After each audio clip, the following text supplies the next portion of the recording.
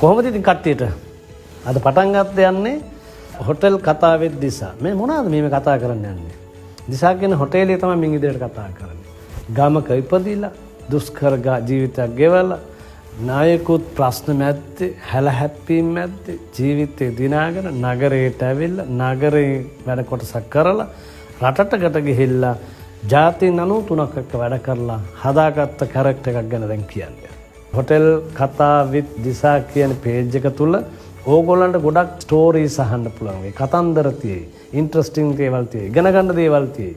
ඒ වගේ කුතුහලයක් ඇති වෙන හැම තැනකම අපේ ඉන්න උදව් කරනවා. ඒ වගේ මම ඉල්ලීමක් කරන මුලින්ම ඔය හැමෝම මොන හරි ප්‍රශ්නයක් තියෙනවා නම් මොන හරි ගැටලුවක් තියෙනවා නම් අනිවාර්යෙන් අහන්න. ඒකට උත්තරයක් අපි අනිවාර්යෙන්ම අරන් එනවාමයි. මම මේ කිව්වා දැන් ගමෙන් ඉපදිලා හැල හැප්පීම් මැද ඉඳලා නගරයට ආවා කියලා. ඉතා දුෂ්කර ගම්මානයක තමයි ජීවිතේ පටන් ගත්තේ ඉපදුනේ. එතකොට ඒ ඉපදිලා සීතල පරිසරයක ඉඳලා කූඩැල්ලෝ ගස් කොළන් ගස් අස්සේ ඉඳලා දුවලා පැනලා ගහේ කොලේ නැටලා කුමුක්කන් ඔය නාලා ඇවිල්ලා මේ අද ඉන්න සමාජයට වැඩිය හාත්පසෙම වෙනත් සමාජයක ජීවත් වෙලා හොඳට ජීවිතේ විඳලා අපි ආපු ගමනේ නගරයේදී සීමා වුණා පර්චස් 10ක 12ක කෑල්ලකට. ඒක එතනින් ඉවර වුණේ ඒ ඉඳගෙන නැවතත් ජීවිතේ හෙව්වා. ඒකින්ද රැකියාවල් කීපයක් කරා. ඒක මම කියන්න ඕන. රැකියාවල් කීපයක් කරා. එකක්වත් හරියට අපේ භාෂාවෙන් කියනවා සෙට් උනේ නැහැ. ඕගොල්ලෝ භාෂාවෙන් කියන්නේ ඒක සෙට් උනේ නැති වැඩක් වුණා. අවසානයේ ඇවිල්ලා වැටුණා හොටෙල් ඉන්ඩස්ට්‍රි එකට. ඒක ටිකක් ප්ලේසි වැඩක් උනේ නැහැ. හැබැයි අතෑරියෙත් නැහැ. ඒකින්ද ඩ්‍රෑම නිදි මරාගෙන බස් එකේ රෑ 12:00ට ඕෆ් වෙලා පාරට ඇවිල්ලා පිටකොටුවේ බම්බුවෝඩ ඉඳලා මැජික් කාරුන්ගේ මැජික් බලන් ඉඳලා ඒ ඔක්කොම කරලා පාන්දර 4:00 බස් එකේ තලවතුගොරට ඇවිල්ලා ගෙදර ඉඳලා පහුවදා පාන්දර උදේ 9කට ආපහු නැගිටලා ගිහිල්ලා රස්සාව කරා. ඒකේ ප්‍රතිඵල තමයි මට උගන්වපු හැමෝටම ගෞරවය ලැබෙන්න ජීවිතේ හැමදේම ඉගෙන ගත්තා. හැමදේම ඉගෙන ගත්තා විතරක් නෙවෙයි එදා ඒගොල්ලන් මට උගන්වපු අයට වැඩිය ඉහළ තනතුරු වලට ඉතා කෙටි කාලෙකින් එන්න මට වාසනාව ලැබුණා. මේ හැමදේම දෙවියන් වහන්සේ හරි බුදුන් වහන්සේ හරි දුන්න දේවල් නෙමෙයි. අනන්තවත් කැපවීම උත්සාහය මතම විතරමයි හදාගත්තේ. ඒකින්ද හොටෙල් කතාවේ දිසා ඇතුලේ ගොඩක් විස්තර තියෙනවා. අපිට කියන්න දේවල් ගොඩක් විතරලා තියෙනවා. ජීවිතේ මම කිව්වේ එක තැනකින් නැවතුනේ නැතුව රැකියාවන් ගොඩක් කරලා ඒවයි සෙට් වෙන්නේ නැති බව දැනගත්තාන් පස්සේ තමන්ට තියෙන පැෂන් එක එහෙම නැත්නම් උද්‍යෝගී ඇම්ම උඩ හොයලා ගිහිල්ලා අන්තිමට හොටෙලේ කෙනෙක් විදිහට නැවතුණා. ලංකාවේ විතරක් නෙමෙයි රටවල් 4ක.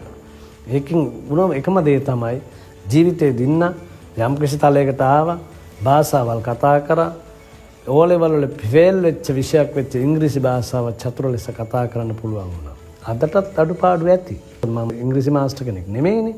එහෙම වෙන්න පාරණ එකක් තිබුණේ නැහනේ. හැබැයි ජර්මන් භාෂාව ඉගෙන ගත්තා, ෆ්‍රෙන්ච් ඉගෙන ගත්තා, ස්පැනිෂ් ඉගෙන ගත්තා, ටැගලොග් භාෂාව පුරුදු කතා කරා, මැලේසියන් භාෂාව ඉගෙන ගත්තා. ඉන්ඩස්ට්‍රි එක සහ මුලින්ම අධ්‍යයනය කරා.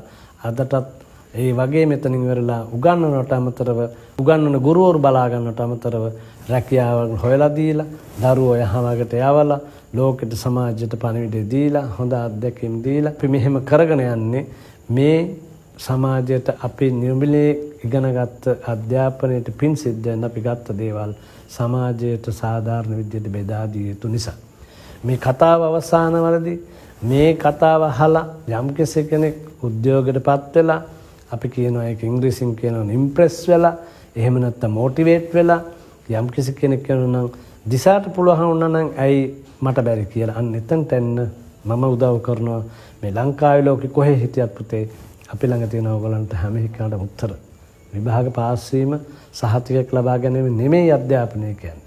රැකියාගත අරමුණකින් දෑතේ රස්සාවක් ඉගෙනගෙන ජීවිතේ ගොඩගමු. හොටෙල් කතාවෙත් දිසා පේජ් එක ඇතුලේ ගොඩක් දේවල් ඉගෙන ගන්න තියෙයි. දන්න හැම දෙයක්ම කියලා දෙන්නත් නොදන්න දෙන හොයලා බලලා කියලා දෙන්නත් අපි උත්සුක වෙනවා.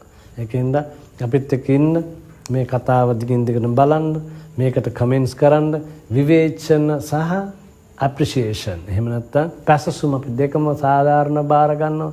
යමක් කරොත් විතරයි ලෝකෙට මිනිසුන් දැනෙන්නේ. කරන මිනිහටයි මිනිස්සු විවේචන ගේන්නේ. සාර්ථක වෙන්න විවේචන වැඩි වෙනවා. විවේචන වැඩි වෙන්න අපි නොබසබර උත්සාහයෙන් ඒ ගමන දිගටම යනවා. ඒකින්ද ඔයගොල්ලෝ ඔක්කොටම ආරාධනා කරනවා නැවතත් අපිත් එක්ක සම්බන්ධ වෙලා ඉන්න කියලා.